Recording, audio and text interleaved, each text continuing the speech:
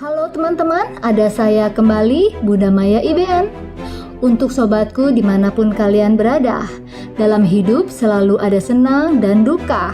Bila kamu memiliki masalah, ada baiknya ikuti channel Pegangan Hidup, di mana saya akan memberikan tips-tips untuk mencarikan solusi bila kamu sedang menghadapi masalah. Sebelum dimulai, mohon di-subscribe dan nyalakan lonceng notifikasinya agar aku lebih bersemangat lagi menemani kalian dan mencarikan solusi dari masalahnya. Subscribe itu gratis, kalau ada iklan jangan skip ya.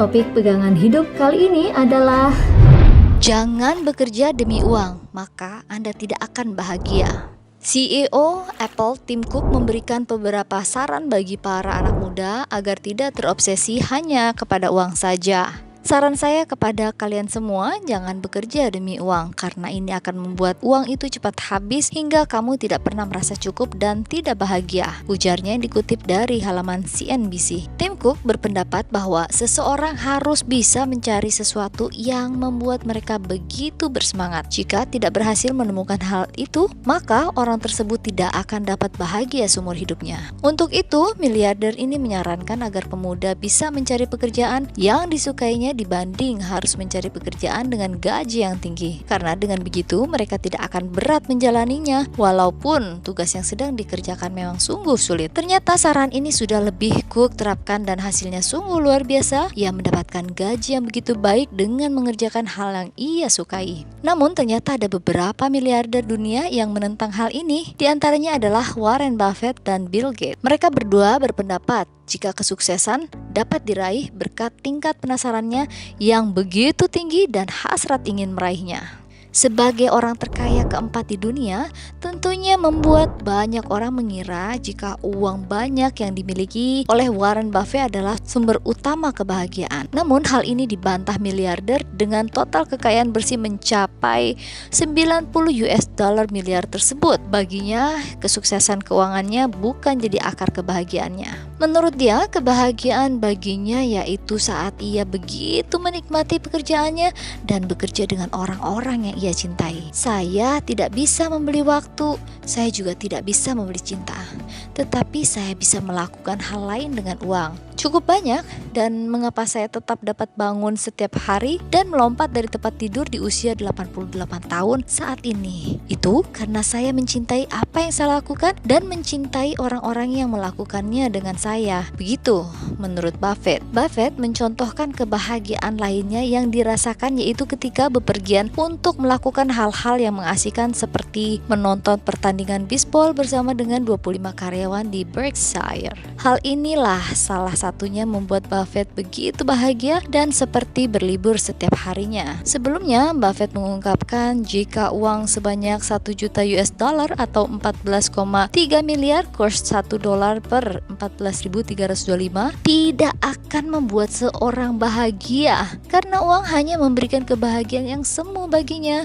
Baginya, rumahnya di Berkshire Hathaway merupakan istana kebahagiaan karena ia dapat bersenang-senang bersama keluarganya di rumah itu hingga Buffett meninggal di usia yang ke-88 tahun. CEO Zoom, Eric Yuan, sebelum menjadi seorang miliarder yang mampu memiliki perusahaan software yang memiliki nilai seharga 16 miliar US dollar, ini dulunya merupakan orang biasa saja. Dilansir dari laman CNBC, Yuan dapat menjadi sukses seperti ini berkat mendengar pidato dari CEO Microsoft Bill Gates mengenai prospek internet. Saat itu ia masih berusia 20 tahun dan tengah bekerja di Jepang selama beberapa bulan. Sementara Bill Gates masih berusia sekitar 30 tahun saat memberikan pidato tersebut. Setelah mendengarkan pidato Bill Gates, Yuan menyadari jika internet juga dapat menjadi masa depan yang baik bagi dirinya. Untuk itu ia memutuskan pindah dari Cina ke Amerika Serikat untuk memulai perjalanan karirnya dalam industri teknologi.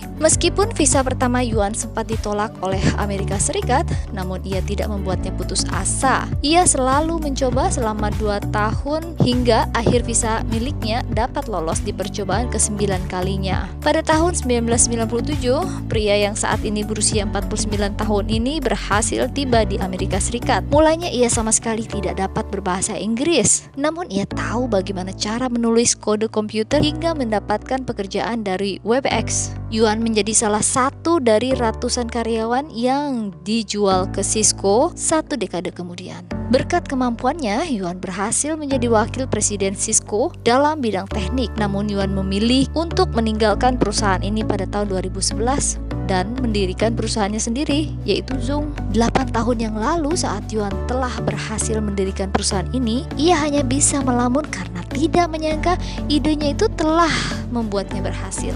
Saat ini Zoom telah memiliki pegawai hingga 1.300 orang di seluruh dunia dan keuntungan yang didapatkan perusahaan ini juga meningkat menjadi lebih dari 330 juta US dollar pada tahun yang lalu. Tidak hanya itu saja, berkat melakukan IPO, saham perusahaan ini naik menjadi 80%.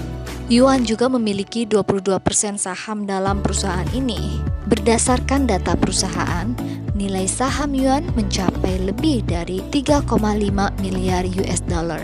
Bagi siapapun, orang yang berusaha pantang menyerah akan menghasilkan kesuksesan yang luar biasa. Demikian topik pegangan hidup kali ini.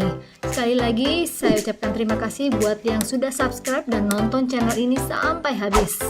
Bila ada saran dan kritik, tulis dalam kolom komentar sehingga saya bisa membuat konten-konten yang lebih baik lagi. Dan bila kalian penasaran ingin nonton video yang lain, silahkan pilih di akhir video ini. Sekarang aku pamit undur diri, kita ketemu di video yang akan datang. Bye-bye.